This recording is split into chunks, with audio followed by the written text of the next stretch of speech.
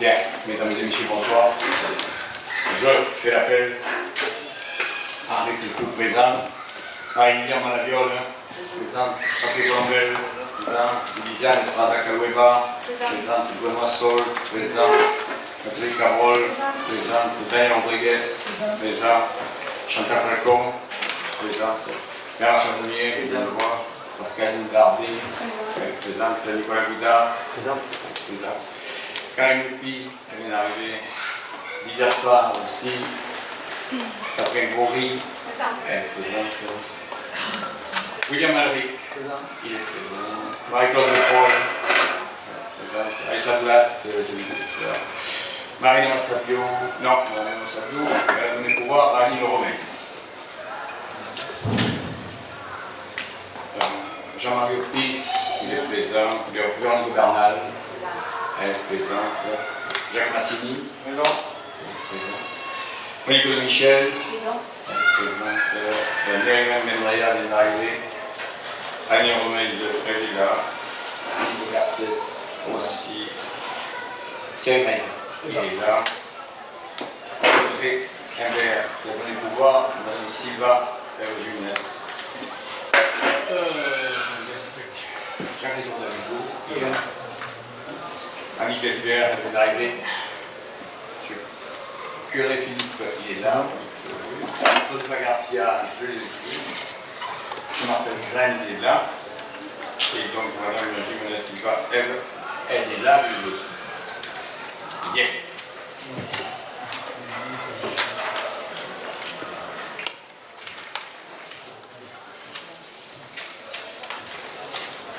Il me faut un secrétaire de séance. Madame Falcon, c'est pas ça. Madame Falcon, merci. Bien, avant de commencer donc, ce conseil, je voulais vous faire une communication qui n'a plus rien a priori de secret. C'est notre directeur général des services, donc ici, Cédric Melon, nous quitte à partir du 1er août. C'est pas le choix, donc déjà depuis quelques mois, il m'avait annoncé qu'il souhaitait partir et s'approcher ou se rapprocher de sa belle famille dans l'ordre, donc il a eu l'opportunité de pouvoir avoir un poste dans le PCI. Et donc il m'a annoncé son départ il y a un mois environ. C'est ça? Oui, le départ, c'est ça, pas bien. Hein? Voilà, donc il est à partir du 1er août, avec quelques congés bien sûr auparavant. Je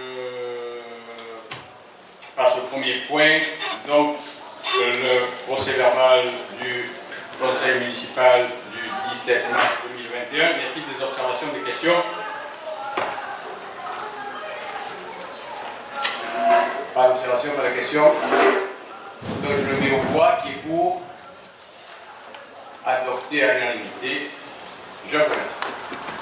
Le point numéro 2, donc c'est l'ordre du jour que vous avez eu sous les yeux, donc lors de votre envoi. Il y a 23 questions à l'ordre du jour. Le point numéro 3, c'est l'information donc au conseil municipal des différentes décisions que j'ai prises depuis le dernier conseil municipal, le 6/3/2021. Vous les avez sous les yeux. Y a-t-il des questions, des observations? Oui, Madame Bélibert. Alors, bonjour. Bonjour. Alors, à la décision numéro 12.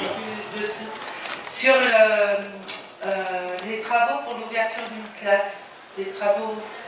C'est pas pour l'ouverture d'une classe. Les travaux de construction, en tout cas. Oui, l'extension. Voilà, l'extension. Oui. Donc, oui, mission complète, voilà. Donc, voilà. Sur le site de la ville, vous indiquez le 5 mars 2021, l'Éducation nationale propose le transfert d'une classe pour éviter 3 fermetures. Ce transfert permettrait, selon vous, de maintenir le nombre de classes actuelles alors que la baisse globale des effectifs devrait se traduire par la fermeture de 2 classes en maternelle et une en élémentaire. Pourtant, une décision de M. le maire du 6 avril attribue une mission complète de maîtrise d'œuvre pour la création d'une classe à Jules Verne. Je me pose donc une question. Avez-vous eu le temps d'inscription pour que vous soyez passé en un mois de 3 fermetures envisagées à une fermeture? N'ayant pas pu, une fois de plus, avoir accès aux informations des services, nous nous questionnons sur les réelles intentions concernant l'école Eliante. Les Oui. Non, attendez, il y a deux sujets tout à fait différents. Il y a une fermeture d'une classe avec un transfert de classe donc, de CP de l'Eliante demandé par l'inspecteur d'académie puisqu'il n'y avait pas suffisamment d'élèves donc à l'Eliante, ce transfert. Je vais laisser la parole après aux adjoints ou à monsieur le directeur de Jules Verne. Ce transfert est fait sur, je crois, sur l'école Clémenceau. Hein.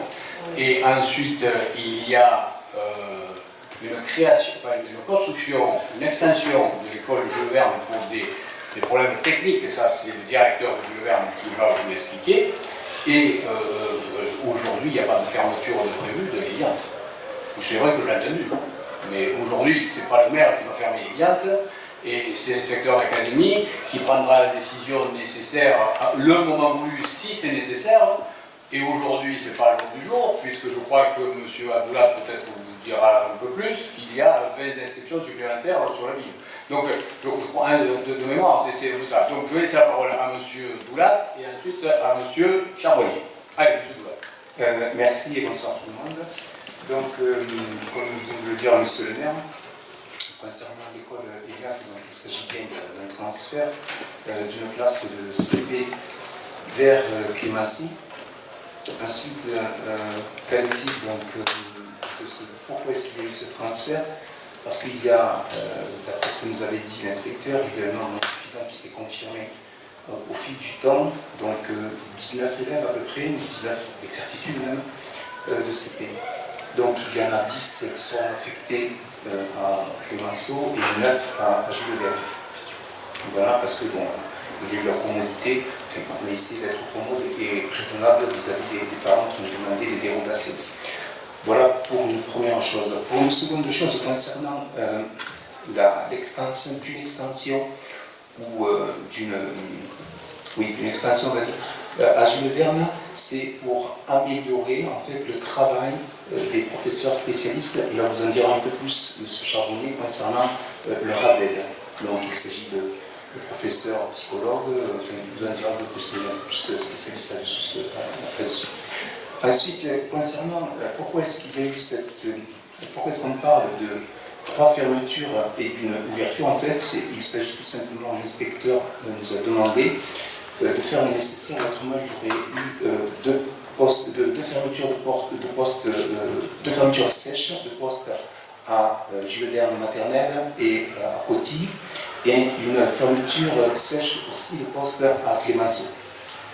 Et donc il nous a demandé que si donc une solution pourrait être trouvée si on transférait les 19 élèves, donc la classe de CP de Mme Bertrand sera transférée à Clémenceau, cela permettrait de privilégier les groupes scolaires, c'est-à-dire élémentaire élémentaire maternelle et Coty Clémenceau. Donc c'est ce que nous avons fait, bien sûr à l'unanimité avec les directeurs et directrices d'école lorsque nous étions réunis au mois d'octobre, début novembre. Voilà ce qu'il y en est. Ensuite, qu'en est-il de l'école Eliante? Va-t-elle fermer ou pas? La dernière réunion que j'ai eue concernant les dérogations en présence de l'inspecteur et en présence des directeurs et directrices d'école et en présence aussi des parents élus, il n'en est pas question. Pourquoi? Parce qu'il semblerait qu'il pourrait y avoir, je parle au conditionnel, nous attendons la confirmation, une augmentation d'enfants qui pourrait arriver sur Metz pendant l'été. Pour le moment, nous en avons une vingtaine. Et donc, je me suis entretenu avec l'inspecteur sur ce sujet. Et s'il s'avérait qu'il y ait un peu plus de 20 élèves, je dois prendre contact avec lui au mois d'août pour réenvisager une ouverture à Eliante. Donc, nous sommes très loin d'une fermeture d'école. Pour le moment, nous sommes très loin d'une fermeture d'école. Parce que nous avons l'opération qui a été faite conjointement avec les directeurs, directrices d'école ainsi qu'avec l'inspection académique, était d'éviter la fermeture de 3 postes. Voilà, donc maintenant je laisse la parole à M. Charbonnier qui va vous expliquer alors moi je dirais plutôt le confort, pour qu'il y ait un meilleur confort et afin de mieux recevoir les spécialistes. Donc nous avons 3 spécialistes qui sont basés sur les Gand et qui interviennent dans les écoles et notamment qui interviennent à Gand très souvent. Voilà. Monsieur Jean. Que j'ai répondu. Oui, à peu près, oui. Simplement, donc ils ne vont plus intervenir. Oui, simplement, ils ne vont plus intervenir à Eliante, c'est ça? Non, non, ils ont leur... Alors, laissez parler M. Charbon. Voilà. L'idée était d'aménager cette classe qui consiste uniquement à enlever les tables de réunion qu'il y a et d'aménager une classe et de transférer la salle où les enseignants déjeunent actuellement, puisque nous sommes en situation de Covid et donc les enseignants ne se mélangent pas quand ils sont à table. Et donc c'est parce que tout simplement nous avons de plus en plus d'élèves en situation de handicap dans l'école qui sont suivis par des AESH, des aides humaines pour les élèves en situation de handicap. Et donc c'est pour permettre de travailler sereinement avec ces élèves-là pour qu'ils soient pris en charge dans cette salle de classe. Et ensuite c'est pour permettre aux collègues de pouvoir décloisonner et donc de prendre des demi-groupes de classe et de pouvoir avoir un demi-groupe dans une classe et un demi-groupe dans une autre. Chaque année, depuis 5 ans maintenant, nous embauchons des services civiques universels qui ont pour mission de suivi d'élèves et qui, à l'école Jules Verne, contrairement à l'école Clémenceau, l'école ayant n'en embauchant pas, à l'école Jules Verne, ils n'avaient pas de lieu dans lequel aller. Donc, pour permettre à la maîtresse spécialisée de pouvoir enseigner en toute quiétude, de permettre aux enseignants de décloisonner pour pouvoir travailler en demi-groupe et pour permettre au service civique universel de pouvoir intervenir au sein de petits groupes dans une classe aménagée, avec des tables aménagées, parce qu'actuellement c'est une salle de réunion. Voilà. Les réunions auront lieu dorénavant à la cantine de l'école Jules Verne, puisque nous préférons sacrifier une salle de réunion qui sert uniquement pour avoir plutôt une salle de classe. J'espère avoir été clair. D'accord, vous voulez dire que vous ne voulez pas accueillir d'autres enfants, mais aménager les locaux, Pour le moment, il n'y a pas question d'accueillir d'autres enfants. C'est les élèves de l'école que nous allons parfois, que nous régulièrement nous partageons pour pouvoir, par exemple, j'ai une classe de CP-CM2 actuellement et les élèves de CP ne peuvent pas être partagés pour permettre au CM2 de faire, je sais pas, par exemple, une leçon d'histoire qui n'est pas le même programme que pour les CP. Au moment, la maîtresse ne peut pas parce que les tables ne sont pas adaptées, la salle n'est pas adaptée. C'est peut-être la problématique de Clémenceau, d'Eliante déjà, non? La problématique de Clémenceau n'est pas là parce qu'ils ont beaucoup de classes. À Clémenceau, ils ont beaucoup de classes. Et à Eliante, ils ont aujourd'hui une classe de libre pour pouvoir effectuer ces décloisonnements. À Clémenceau, il y avait, à l'époque quand j'y étais, il y avait 16 classes. Aujourd'hui, il y en a 11, donc il y a 5 classes de libre. Ils ont des sortes de classes pour pouvoir décloisonner, travailler en groupe, etc. Alors que nous, on n'est pas en difficulté sur ce point-là. C'est pour cette raison que nous avons demandé l'aménagement de cette classe dans la salle de réunion. Et le fait de transférer les enfants du coup de Clémenceau, qui est une école chargée, sur l'Eliante n'était pas envisagé. De transférer les écoles. Oui, la classe, en fin de compte, les 19, CP. 16 CP qui vont être transférés. Tous les CP n'ont pas été transférés. Clémenceau. Tous les CP de l'école Clémenceau n'ont pas été transférés. Hein. C'est en fonction de la. Parce que les 15 élèves qui étaient en gros, les 15 CP qu'il y avait à l'école Eliante ont été partagés équitablement, fait à peu près 2 tiers, 1 tiers. Équitablement, c'est 2 tiers, 1 tiers, en vrai, puisque l'école Jules Verne a moins d'élèves et moins de classes que l'école Clémenceau. Et donc, il y a certains élèves qui auraient dû être à Eliante qui sont venus à l'école Jules Verne. Nous avons répondu surtout aussi favorablement aux demandes de dérogation. Et puis, donc, les demandes de dérogation, non seulement c'est des demandes qui vont au-delà de la carte scolaire, et puis ce sont aussi des demandes pour faciliter les parents à aller chercher ou les nous à aller chercher les enfants. Donc, nous avons des grands-parents nouvelles. Donc, c'est pour ça qu'il y a eu des élèves qui ont été mis sur les verbes élémentaires. Voilà. En tout cas, actuellement, la moyenne, de manière générale, elle est de 24 élèves par école. c'est encore un effectif qui est bas. Et donc il y a un problème de démographie infantile. Et malheureusement, j'espère que c'est nous. Non, mais on va bon, je pense que les explications ont été largement données pour cette extension qui n'est pas encore qui a eu le jour encore, de l'école junior. Y a-t-il d'autres observations, questions sur... Oui, monsieur Daguillou. Oui, bonsoir. Bonsoir. Donc j'ai vu que la liste des décisions s'arrêtait le 4 juin, en gros, les dernières dates de décision, et je ne trouve pas dans cette liste votre décision concernant le marché avec la société qui a abattu les pentarasols de Valentos et la rue de Frère Argan. La prestation s'est terminée le 1er juin, donc ça veut dire que le donneur d'ordre est intervenu bien avant. La commande est antérieure au 1er juin.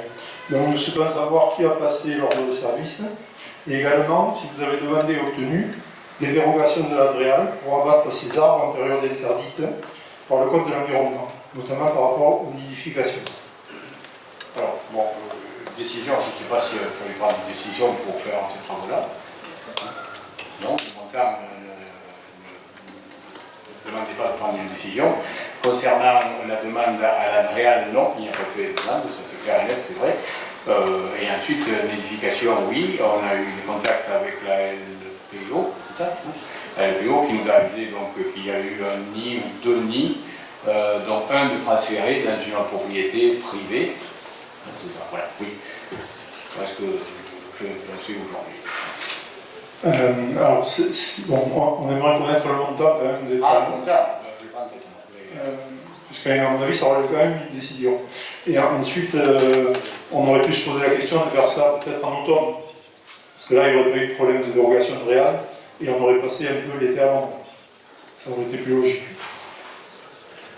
On peut toujours. Dans le montant, bon, on peut communiquer. Merci. C'est peut-être un marché à bonne commande, je ne sais pas, alors franchement, là comme ça, je ne peux pas vous dire. Si c'est un marché à bonne commande, il y a un ordre de service. C'est ça que je demande. Eh bien, il faudra parvenir si c'est nécessaire. Franchement, je ne sais pas. D'accord. Si vous m'avez posé la question avant, je vous l'aurais dit, mais là, franchement, je sais pas. Ok. Hein? Mais par contre, oui, la demande de la réal, non, il n'y a pas eu de demande de la réal. Ça, je le sais. C'est bon? Je peux peut-être apporter Qui a pris la parole? Oui, monsieur Asra. une précision sur la décision numéro 6. Numéro 6, oui, la première. Demande de financement pour la poursuite de commande de la vidéoprotection. Oui. Comme vous le savez, la ville continue sa politique de sécurité publique et étend encore un peu plus ses équipements de vidéoprotection. Plusieurs caméras vont être posées. À savoir une à Pierre-Vassili, une caméra à la capitainerie, une caméra place Cagnier-des-Dames, une caméra à la Marianne avec DPI. Alors DPI, pour ceux qui ne savent pas, c'est la visualisation des plaques d'immatriculation. Et une autre caméra sera installée à la salle Béranger. Voilà, monsieur le maire, pour le détail de cette décision. C'est bon. Merci, monsieur Aspa. Et je crois que madame Silva. Oui, madame Silva. Oui, concernant la décision numéro 9. Numéro 9. Voilà. Demande de subvention à l'organisation de faire. Oui. Oui, il y a quelque chose que je ne comprends pas dans cette prise de décision. La compétence développement économique de Thau est une compétence de cette agricole méditerranée. Je crains que cette sollicitation auprès de la région pour un accompagnement pour financer les terrains sans fête soit infructueuse. Excusez-moi de vous informer, mais depuis 2011, l'AGLO organise les assises de l'œnotourisme et des produits du terroir, en partenariat avec Méditerranée, et obtenu depuis 2018 le label Thau Méditerranée. Riche d'une centaine de partenaires, caves, domaines viticoles, conchyliculteurs, restaurateurs et professionnels du tourisme et du patrimoine. Donc là, vous demandez à la région des financements pour quelque chose qui existe déjà au sein de l'AGLO, et ce depuis 2011, et dont la compétence dépend de l'AGLO. Deuxièmement, s'agissant du budget prévisionnel de 20 000 €, je souhaitais savoir à quoi cela correspond exactement, car c'est une somme qui est quand même importante. Et surtout, je souhaiterais savoir sur quel budget la dépense sera impactée. J'imagine que ça doit être le budget du fonctionnement des festivités. Et pour connaître parfaitement ce budget, puisque j'en ai eu la délégation pendant 5 ans, je sais très bien que 20 000 € dans ce budget, ce n'est pas quelque chose de superflu, quelque chose de prévu pour une nouvelle manifestation. Voilà, donc je voudrais que vous répondiez à ces deux questions, s'il vous plaît. Oui. Alors, donc, les terrasses, en fait, comme vous pouvez le savoir, donc, ça a été mis en place l'an dernier, puisqu'il n'y avait pas de manifestation festive et pour animer le centre-ville. Donc, il a été mis en place sous l'égide de l'adjointe au commerce des manifestations de terrasses en fait.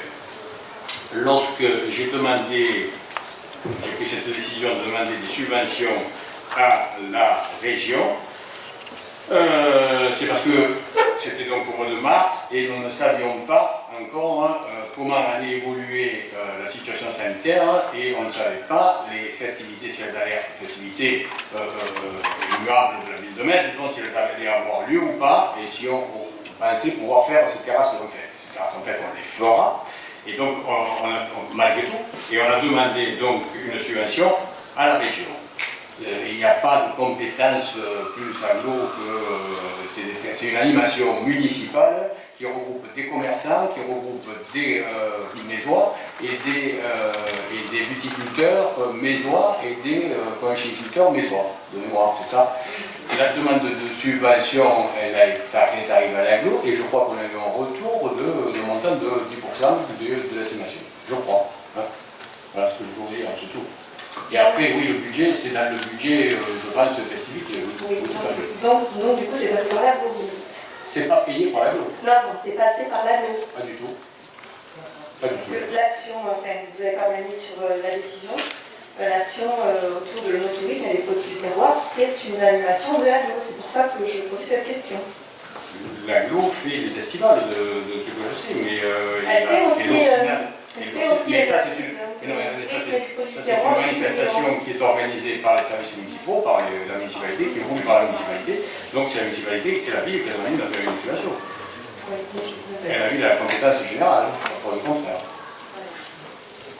C'est bon? Ça vous convient? Ça vous convient? Ça ne va pas? C'est bon. Bien. Après, monsieur Brézin. Oui, d'abord, je me référer juste avant de passer à la question 15 sur l'assistance maîtrise d'ouvrage pour le contrat d'exploitation du Plaza. J'aimerais vous dire juste que j'ai eu Valérie Antabard de la LPO et c'est pas du tout les explications que vous avez données sur les nidifications et autant vous pouvez le faire sur des éperviers, mais sur des chardonniers, des verriers ou des tourterelles, on ne prend pas le nid, on ne va pas le poser ailleurs une fois que c'est fait. Donc ce que je peux vous dire, que la LPO n'était pas du tout content. Je sais. Donc voilà, donc il ne faut pas dire que ça a été déplacé les nids, les nids ils sont perdus, il ne faut pas. Et le chardonneret est une espèce protégée, voilà. Et moi je trouve que c'était. Ok, j'entends.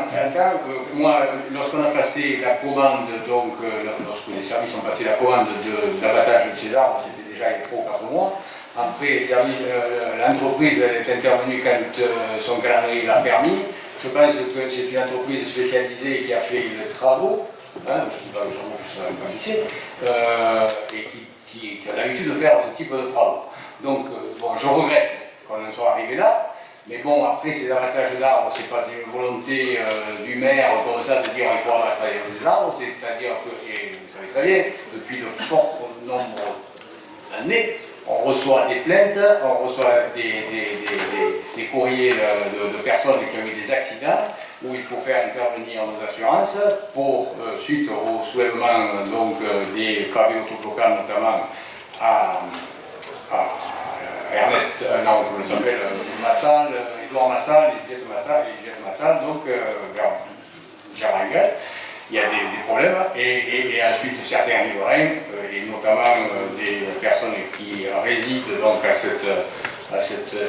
cet immeuble, avaient des branches qui flirtaient le linge au balcon ou les balcons avec leurs fenêtres.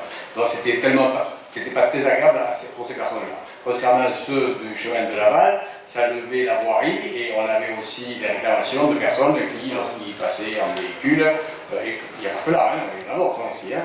Les pins, ils ont été plantés à une époque, il y a déjà quelques années, et bon, je pense que ce n'est pas judicieux de planter des pins en ville, à limite, sur des trottoirs, ou à limite de voies de circulation. La décision a été prise en début d'année de pouvoir couper ces pins. Et donc, bon, l'entreprise a été missionnée, franchement, je ne sais pas à quelle époque, mais bon, elle n'a pas été missionnée en juin, et elle est intervenue quand elle. Voilà, donc c'est vrai que peut-être qu'il y a eu un quoi, c'est vrai, ok, mais bon, voilà. Monsieur le maire, je voudrais juste apporter une précision. Lisiane, pardon. Oui, moi quand j'ai vu que les arbres étaient abattus, je n'ai pas contacté simplement Adrien Tabar, mais j'ai contacté le président de la FPO et nous nous sommes engagés à mettre en place une charte de l'arbre que nous allons coécrire ensemble pour justement éviter ce genre de procédé. Et on souhaite l'exemplarité pour la suite et que des abattages d'arbres. Et ce n'était pas si grave que ça, puisqu'il n'y a pas eu de la part de la LPO de signalement auprès de l'Adrial. Ils ont considéré que compte tenu des mesures qui étaient apportées à côté, l'incident était clos. Oui, bien sûr. Oui, bien sûr. S'il vous plaît. Madame, oui. Juste un petit mot, puisque Valérian Tabar m'a contacté à ce moment-là. Il a été sur place et ils ont constaté qu'il y avait quelques nids de tourterelles qui ont été ressassés. Les tourterelles. Voilà, c'est tout. Il n'y a pas eu d'autres oiseaux que cela. C'est lui qui m'a téléphoné pour me prévenir. Voilà. C'était qui, Madame Bruy? Valérian Tabar de la LPO. D'accord. C'est exactement le même que j'ai eu. Bon, on n'a pas les mêmes informations, c'est pas grave. De toute façon, je remets en aucun cas, je remets en cause l'abattage et je connais les problématiques liées au. Oui. Le seul truc, c'est le calendrier. C'est le calendrier. J'ai entendu, M. Maïsa. J'ai entendu. Et Madame Karouéba vous a dit ce qu'il en était, donc bon, on va faire attention. Je voulais parler par rapport à la question 15 et l'assistance et de maîtrise d'ouvrage pour un contrat d'exploitation à nouveau sur le Talassa. Étude, audit, et toujours le même résultat, rien pour ce village de vacances. Monsieur Picot, je vous rappelle qu'il a été voté le 18 décembre 2014 en conseil municipal. Une délibération pour une réhabilitation du Talassa pour un montant de 2,2 millions d'euros. En 2015, nous avons démarré la première entanche pour un montant de 823 000 euros. Finalement, la rénovation du Talassa, et après consultation des factures en mairie, a été un détournement de subvention sur des travaux et des frais engendrés à d'autres fins. J'ai proposé ce secours à l'évasile du éclairage, raccordement paillote, des frais d'études. Après une vente avortée, un arrêt de DSP, la promesse de sortir un projet en septembre 2019, vous n'avez rien fait. Il a même été fait un projet calqué sur le projet que j'avais présenté sur un espace de remise en forme. Rien n'a été sorti. Vous avez manqué le wagon Paris 2024. Et ce n'est pas en venant faire l'inauguration du dojo Paris 2024 que vous gagnerez le maison. Pas de Talassa, pas de Bernard Jeu. Alors que j'avais porté ce projet et qu'il était acté par cet agropole avant mon départ de poste d'adjoint au sport. Paris 2024 aurait permis de rénover nos installations sportives et nos hébergements avec des fonds régionaux. Un architecte travaille actuellement sur le projet du Talassa. Ce projet doit être rendu en juillet. Des nouvelles études pour un nouveau projet et un coût supplémentaire de 45 000 euros. Votre versatilité commence à coûter très cher aux contribuables mésois et nous vous solliciterons en juillet pour voir ce projet. Voilà ce que j'avais à vous dire sur ce projet. Oui, alors deux mots. Au mois de juillet, on a un peu de projet du Talassa. J'ai Génial. dit ça, personne n'a dit ça. On dit dans la décision qu'on lance, on a lancé un appel d'offres pour avoir un bureau d'études qui nous aide à passer le cap donc, de la nouvelle DSP. Savoir si on le faisait par le biais d'une DSP ou par des propositions qu'avait fait M. Brenne à une époque, ou de faire en régie, ou de faire tout autre montage pour que le Talassa puisse être préservé, conservé, et dans l'état, enfin pas dans l'état, parce qu'il faut maintenant y aller en état justement, mais puis être conservé à cet endroit-là, et il faut bien sûr, au terme de la DSP, donc qui a lieu en 2022 de mémoire au mois d'avril ou mai, de voir ce qu'on peut faire, parce qu'aujourd'hui c'est bien beau d'écrire, on peut faire ça, on peut faire un centre de thérapie, on peut faire ce truc, mais après il faut voir comment on peut le faire, si on peut le financer,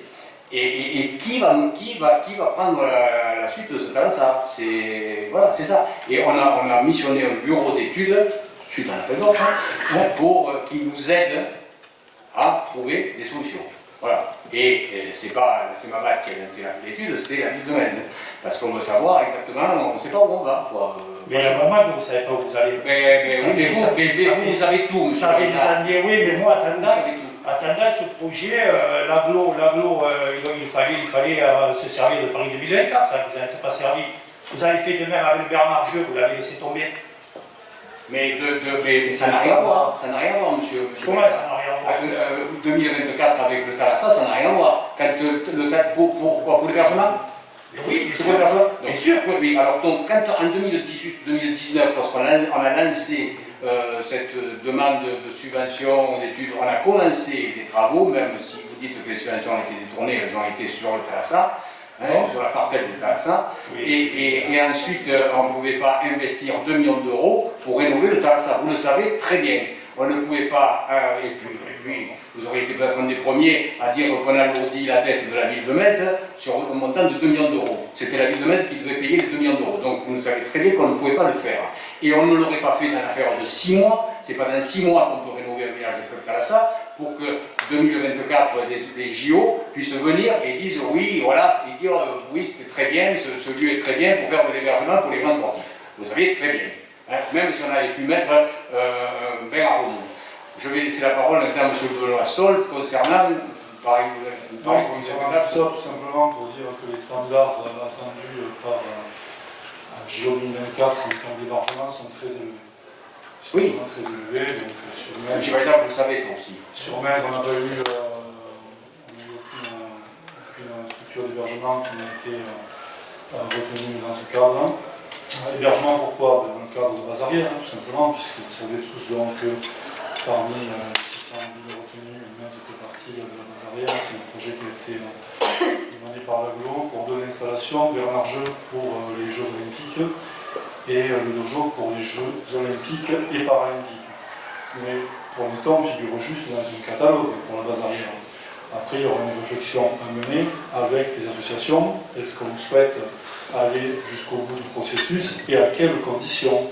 Puisque si c'est pour qu'une grosse délégation nous prenne une installation sportive pendant un an à temps complet sur toute la semaine, ça peut être problématique pour les associations sportives qui occupent ces installations très souvent. En revanche, si c'est pour des délégations de taille plus modeste qui sont prêts un petit peu à composer pour faire en sorte qu'on puisse continuer à fonctionner, pourquoi pas? Tout cela se négocie. Je rappelle que les délégations vont choisir parmi le catalogue, ou pas d'ailleurs, certaines vont rester chez elles pour s'entraîner, mais celles qui choisiront dans le catalogue le feront entre les JO de Tokyo et les JO de Paris. Et concernant le projet Bazarière, le projet Terre de Jeu, le label Terre de Jeu, sur lequel nous avons communiqué récemment, nous avons obtenu le label Terre de Jeu très récemment, suite à une demande qui a été faite il y a à peu près 6 semaines ou 7 semaines. Cette demande s'est faite également dans le cadre de l'aglo, puisque nous souhaitons que toutes les villes du territoire puissent être labellisées, et cela permettra de monter des projets en rapport avec les Jeux 2024. Ces projets ils sont inventés, ils sont créés dans le cadre de la jeunesse par exemple, mais aussi dans notre cadre européen. Voilà. Si je peux rebondir là-dessus, je sais que le Bernard Jeu il avait été pris, hein, il n'y a que le dojo qui a été pris. Et en plus de ça, quand on me parle de standing, M. Comène a été beaucoup plus fort que vous, puisqu'il a fait rentrer le Lazaret. Et excusez-moi, mais le Lazaret, c'était pas parti dans le standing, mais lui, attendant, il a pris subvention, il s'est mal fait subventionner par l'aglo. Seulement, encore une fois, on a regardé le train passer. Alors certes, vous allez me dire, vous mettez les clubs, il ne faut pas prendre des clubs en otage. Je pense que quand il y a eu les Jeux méditerranéens, le Petra Santa a su profiter des Jeux méditerranéens, justement, pour agrandir le Bernard Jeu et pour en faire ce qui a été fait, c'est-à-dire ça a été le Centre national de tennis de table. Alors certes, ça faisait venir des équipes nationales, mais en même temps ça a permis d'équiper en table de ping-pong et beaucoup d'autres choses, les installations sportives, et en même temps c'est les clubs locaux qui s'en servaient. Et ce que je peux vous dire, c'est que le tennis de table est parti à Gijan. alors que chez Gijagne, sur la feuille de départ que j'ai ici de l'aglo, ils n'étaient même pas mentionnés. Hein. Donc je vois que les autres se servent et nous on se dépouille. Voilà ce que j'ai à dire. Donc, évidemment, nous ne sommes pas opposés, comme je disais, au projet de la navire. Je dis juste que cela doit se faire en bonne intelligence pour préserver les intérêts de chacun. Concernant Bernard Jeu, donc, les dernières nouvelles de l'aglo font que le dossier n'est pas fermé. Donc, concernant le dojo, pour les Jeux olympiques, le dossier est définitivement validé. Pour les Jeux paralympiques, il est en cours. Merci. Bien, merci. Il faut voter ça. Rouge, on veut. Non. Bien, on passe au point numéro 4, l'intercommunalité. Non, s'il vous plaît. J'ai juste, Monsieur Curé. j'ai juste encore Oui, un vas-y. petit détail sur la décision 20 de 6 concernant le cinéma de tourisme. Donc, on comprend là ce qui a fait que le cinéma qui aurait pu être ouvert le 19 mai est ouvert le 9 juin. C'est bien ça? Oui, je crois. Donc là encore, un petit problème de calendrier et d'organisation, parce que il semblerait qu'un cinéma qui est fermé pendant presque 9 mois, on aurait eu le temps de mettre en sorte d'équiper et de changer un projecteur et d'équiper ensemble un numérique. Madame, vous pouvez répondre là-dessus. Je vais pouvoir répondre. En fait, non, ce n'est pas une décision une mauvaise décision, monsieur le curé, parce que en fait, cette décision, elle a été prise quand nous avons appris à toute fin avril que dans le cadre de la relance cinématographique, l'État débloquait le dispositif du CNC, appelé Fonds de soutien à l'exploitation. Et étant donné donc que la ville de Metz est propriétaire du cinéma, elle possède un compte ouvert à ce fonds qui agit par capitalisation. Et donc, il nous a permis de programmer ces travaux justement avant l'ouverture. Voilà, donc... Non, mais moi je ne critique pas le fait qu'il soit équipé, c'est bien sûr, je trouve ça une très bonne chose. C'est plutôt un problème de calendrier, c'est plutôt ça. Bon, c'est pas plus grave que ça. Non, c'est pas vraiment un problème de calendrier. Oui, ça peut être... Enfin, on peut dire que c'est un problème de calendrier, mais ça c'est un enchaînement au niveau du calendrier, parce qu'on apprend très tard qu'on peut bénéficier de ce fonds, et ensuite, donc, on attache les procédures donc, de faire... réaliser les travaux. Voilà. Bien, merci.